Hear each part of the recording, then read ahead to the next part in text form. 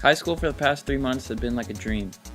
I went through each day without a care in the world, with a girlfriend that felt like a soulmate, and with a general disregard for the educational system. It was both a mystical and meaningless time. That was until the one thing I loved more than anything in the world decided she wanted a different life. Getting dumped is like catching a virus.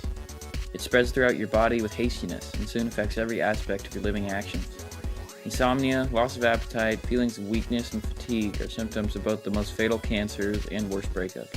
I was in a very dark place at the time of the story that follows. It had been a mere 4 days since my heart had gone through the paper shredder, and I would remember this week as one of my worst for many months afterwards. It was a Thursday. I hate Thursdays. In my shell-shocked state, I needed something to free me, some way to release all my pent-up energy and emotions. I found my release through skateboarding, a deeply rooted set of motor skills I had honed since my early days as an adolescent.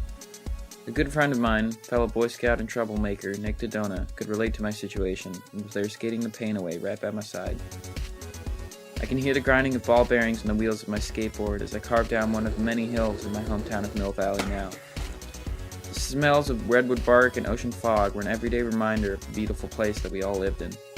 I remember the grass stains on my pants and the grease on my hands, signs of a person who plays hard and has little concern for comfort. This was the way I lived most of my childhood, and on this day I felt compelled to live as my former child self once again. The complexities of maturity had torn up my insides, but my 10-year-old self couldn't be hurt. As we were relocating from hill to hill, it still surprises me the coincidence that brought us onto a scene that would change both our lives. I sat in the seat triumphantly dubbed Shotgun, with my board between my legs and Nick driving his 1991 white Volvo. We spoke of troubles with the opposite gender and searched for the source of the seemingly evil female aggression. It was then that we arrived at a red light. The vulgar hip-hop song came to an end, and we were left with silence. The sound that followed is one that still haunts my dreams. From the windows came the screeching of twisting metal and a roaring engine. Simultaneously, we turned our heads and saw a young woman lying in the middle of the crosswalk. She was clearly distressed, with one hand reaching to the sky as if asking for some kind of divine intervention. A 2-ton truck drove away from the crosswalk slowly and came to a stop as people pleaded the driver to halt. I took a good 2 seconds to process what was displayed before my eyes. I counted the seconds and then let my well-rehearsed first aid instinct kick in. Never have I unclipped a seatbelt and opened a car door so quickly. In a mad dash, we were kneeling on either side of the woman instantly. It was as if 911 were dialed into Nick's phone before he even took it out of his pocket. Help me, help me, help me! Neon blood began to consume the asphalt. I could feel the cottage cheese muscle tissue under my hands as people crowded all around. Blankets and scarves were thrown at me for the wounds. It's going to be alright, just tell me where it hurts. The truck driver came running back, a horrified look in his eyes. He made a phone call. Mom, I just hit someone, Mom. After struggling to say anything but cry for help, I learned the woman's name was Madeline Rose and she was 26 years old. She had been riding her bicycle to work, which was now mangled beyond recognition in the wheels of the dump truck.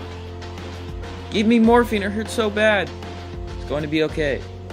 I was covering 2 holes that could have led to this woman's inner being. I was keeping her soul from escaping, but my mind stayed focused. Blood rushed from her backside and a blanket was used to halt the flow from underneath her. When she turned blue, we lifted her feet and warmed her with a comforter. Police and paramedics soon arrived, and Nick and I were tossed aside with all the other spectators. Madeline Rose was sped away in an ambulance. During all the chaos, I never felt scared or shocked, only focused on preserving this human life. The car ride away was a completely different story, however. It was only then that the severity of the situation hit me. I began to shake as I rubbed dried blood off my hands. I could hear screams in my head and the sound of crunching metal played over and over in my mind. Much time would pass before the shock wore off. The weeks that followed were an uncanny time. People admired and praised me. There was even talk of receiving an award, but it didn't feel right to me. I didn't feel I had done anything righteous or good, and could only see tragedy in the mess. I would never see Madeline Rose again. I read in an online newsletter that her condition was stable. After the initial shock and disbelief of the first week wore off, I was left in a state of gratitude, however. I cherished every waking moment.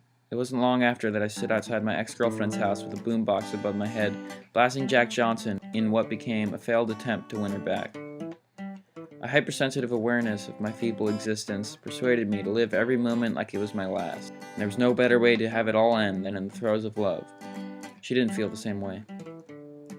And so I found myself gliding across the concrete once again, balanced between the deck of the skateboard and the fragility of life. If I am hurt, will I vanish? Will a paragraph on the internet become the only evidence of my life? And I can't help but wonder, who will be my savior?